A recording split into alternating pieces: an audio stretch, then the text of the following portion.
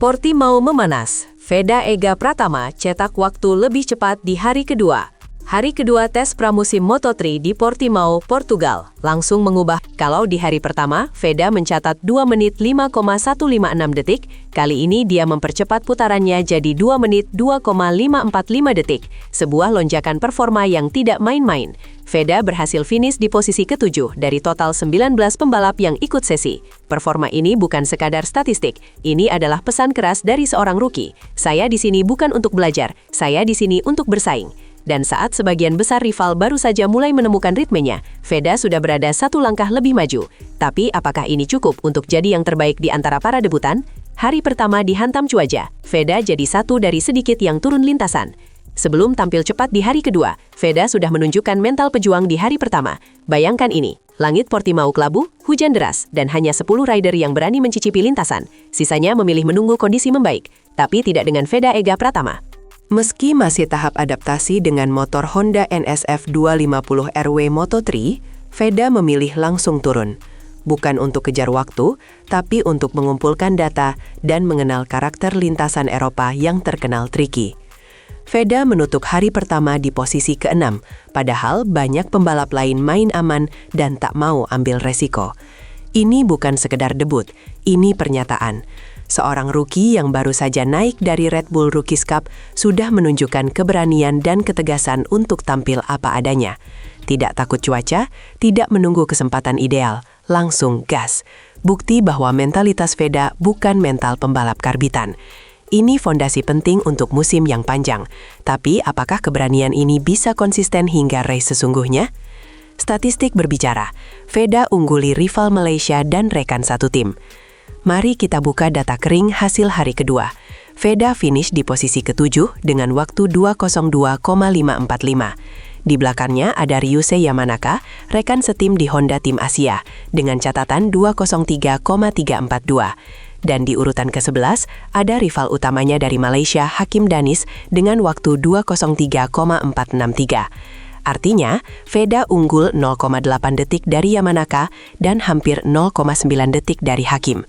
Ini bukan jarak yang kecil dalam dunia Moto3, di mana satu kesalahan 1/10 detik saja bisa mengubah segalanya. Tapi Veda tampil presisi. Dalam cuaca yang lebih bersahabat, ia melahap 24 putaran penuh dengan konsistensi tinggi. Bahkan tanpa drama, tanpa crash, tanpa mencuri slipstream lawan. Ini performa yang matang. Veda mengungguli dua nama yang lebih berpengalaman. Dan bagi media serta pengamat, statistik ini jadi bukti sahih. Rookie dari Gunung Kidul ini bukan sekadar numpang lewat di panggung Grand Prix. Tapi pertanyaannya, apa yang akan terjadi jika Hakim Danish mulai panas? Guido Pini memimpin, tapi Veda masih dalam jarak serang. Oke, pemenang tidak resmi dari hari kedua di Portimao adalah Guido Pini dari Leopard Racing. Dia mencatat waktu tercepat 2:01,242. Tapi lihat posisi ke-7 milik Veda, hanya terpaut 1,3 detik. Untuk ukuran pembalap rookie, gap ini masih sangat kompetitif. Apalagi Veda tidak mengejar waktu sejak awal. Fokus utamanya adalah pengumpulan data dan simulasi lap panjang. Di Moto3, kadang bukan soal satu lap tercepat, tapi siapa yang bisa bertahan dengan kecepatan tinggi secara konsisten. Veda menampilkan itu. Ia tak meledak-ledak di awal, tapi tenang dan progresif. Dalam waktu 2 hari, dari kondisi hujan ke kering, dari catatan 2:05 ke 2:02. Konsistensi ini yang bikin tim Honda Tim Asia senang. Belum lagi fakta bahwa Veda belum benar-benar membuka semua potensinya. Belum slipstream, belum time attack, dan belum mencoba semua kombinasi ban. Jadi, kalau tes ini adalah ajang pemanasan, apa yang akan terjadi saat mode balap sesungguhnya diaktifkan? Veda tak masuk 5 besar, tapi justru ini tanda bahaya. Memang benar, di hasil akhir hari kedua, nama Veda ada di posisi ke-7. Tapi jangan salah, justru ini yang bikin penasaran. Karena dia bisa tampil cepat tanpa harus push 100%. Dia tidak terlibat dalam perebutan top 3, tapi berada di posisi aman untuk membaca ritme balapan. Ini strategi yang sering dilakukan oleh pembalap berpengalaman. Tidak buru-buru unjuk gigi di tes, tapi menyimpan sebagian data dan kemampuan untuk balapan yang sebenarnya. Bahkan banyak pengamat menyebut pembalap yang terlalu cepat saat tes seringkali justru drop saat musim dimulai. Sementara pembalap seperti Veda yang tumbuh perlahan namun stabil justru mencuri perhatian saat race day tiba. Ini pola yang sama seperti Pedro Acosta atau Dani Holgado dulu. Mereka tidak selalu tercepat di tes, tapi eksplosif saat musim bergulir. Dan Honda Tim Asia tampaknya paham benar cara memoles permata muda mereka ini. Tapi, apakah strategi ini bisa berhasil juga di Jerez? Ryusei Yamanaka paling rajin, tapi Veda lebih efisien. Kalau bicara soal jumlah lap, Ryusei Yamanaka patut diacungi jempol. Ia melahap 61 putaran dalam satu hari. Paling banyak dibanding semua rider lain di lintasan Portimao hari kedua. Tapi pertanyaannya, apakah kuantitas selalu sebanding dengan kualitas? Tidak juga. Veda hanya melakukan 24 lap, tapi catatan waktunya jauh lebih baik, unggul hampir 0,8 detik dari Yamanaka. Artinya, efisiensi Veda luar biasa. Tanpa harus memforsir diri, ia bisa berada di posisi 7 besar. Di dunia balap, ini disebut sebagai time efisiensi. Ketika pembalap bisa mendapatkan data, feeling dan kecepatan dengan jumlah lap minimal. Veda tahu kapan harus push dan kapan cukup mengumpulkan data. Sementara Yamanaka tampak seperti pembalap yang masih mencari setelan pas, berkutat dengan setup motor, atau bahkan mencoba menyesuaikan gaya balap dengan sasis dan ban. Fakta bahwa Veda lebih cepat dengan lap lebih sedikit adalah sinyal bahwa dia punya dasar kuat. Tapi apakah ini berarti dia sudah siap tanding di Jerez? Hakim Danish terlambat panas, tapi potensinya masih mengancam. Satu nama yang menarik perhatian di daftar adalah pembalap Malaysia, Hakim Danish. Ia baru turun ke lintasan di hari kedua, melewatkan hari pertama karena alasan teknis dan strategi tim. Namun begitu turun, performanya belum sepenuhnya maksimal. Ia hanya mampu duduk di posisi ke-11, tertinggal 0,9 detik dari Veda. Di atas kertas, ini membuat Veda unggul cukup jauh. Tapi jangan anggap enteng. Hakim punya pengalaman dan kecepatan, apalagi sempat membalap di Red Bull Rookies Cup seperti Veda. Ia adalah salah satu pembalap yang secara teknis sangat tajam. Namun dalam dunia balap, adaptasi cepat jadi kunci.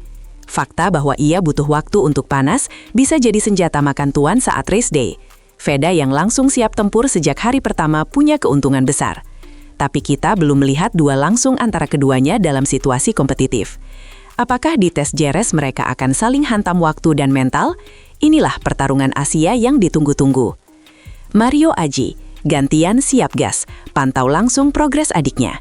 Saat Veda menutup sesi Moto3, spotlight beralih ke rekan senegaranya, Mario Suryo Aji.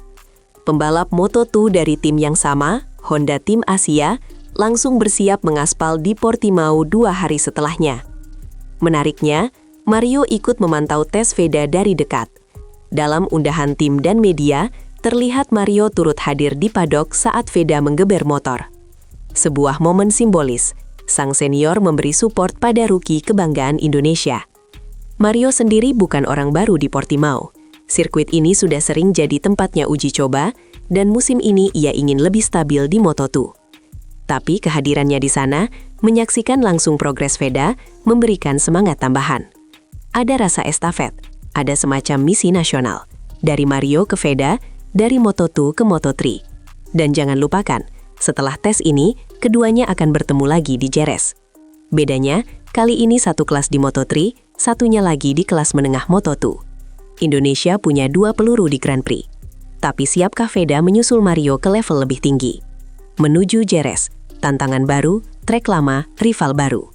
Tes Portimao sudah selesai, tapi pertarungan baru akan segera dimulai. Veda hanya punya waktu 3 hari istirahat sebelum terbang ke Spanyol. Tes kedua akan digelar di Circuito de Jerez Ángel Nieto pada 14-15 Februari. Bagi Veda, ini bukan sirkuit asing. Ia pernah mencicipi Jerez saat berlaga di Red Bull Rookies Cup. Tapi kali ini, tantangannya berbeda. Ini bukan sekedar mengenal lintasan, tapi menyesuaikan Moto3 dengan karakter sirkuit yang lebih teknikal dan panas. Di Portimao, Veda menunjukkan bahwa ia bisa cepat dalam kondisi bergelombang dan berangin. Tapi Jerez akan mengetes akselerasi, kestabilan pengereman, dan kemampuan late braking. Selain itu, rival-rivalnya yang kemarin belum maksimal pasti akan tampil ngotot. Para pembalap KTM seperti Joel Esteban dan Almansa akan all out. Dan jangan lupakan Leopard Racing yang punya dua monster, Pini dan Fernandez. Jadi, mampukah Veda mempertahankan momentum dan terus menanjak di papan atas? Veda sudah bicara lewat waktu. Sekarang saatnya menuju level baru. Satu hal yang pasti, dari Portimao ke Jerez, mata dunia mulai melirik rider bernama Veda Ega Pratama. Dalam 2 hari tes, ia sudah mencatatkan namanya sebagai salah satu rookie paling menjanjikan di Moto3 2026. Bukan hanya karena waktu tercepatnya, tapi karena gaya balapnya yang tenang, metodis, dan penuh presisi. Ini bukan gaya balap sembrono anak muda, ini gaya balap seorang calon juara. Honda Tim Asia tahu mereka punya sesuatu yang spesial, dan fakta bahwa Veda bisa mengungguli rekan setim dan rival utama dari Asia Tenggara hanya memperkuat narasi itu. Tapi ini baru permulaan. Jalan ke balapan pertama di Buriram masih panjang. Masih ada Jerez, simulasi balapan, dan persiapan akhir. Tapi jika Portimao adalah indikator awal, maka kita sedang menyaksikan awal dari era baru rider Indonesia. Veda bukan hanya cepat. Ia disiplin. Ia fokus. Dan ia siap. Pertanyaannya sekarang, siapkah dunia menerima kehadiran permata Asia dari Gunung Kidul ini?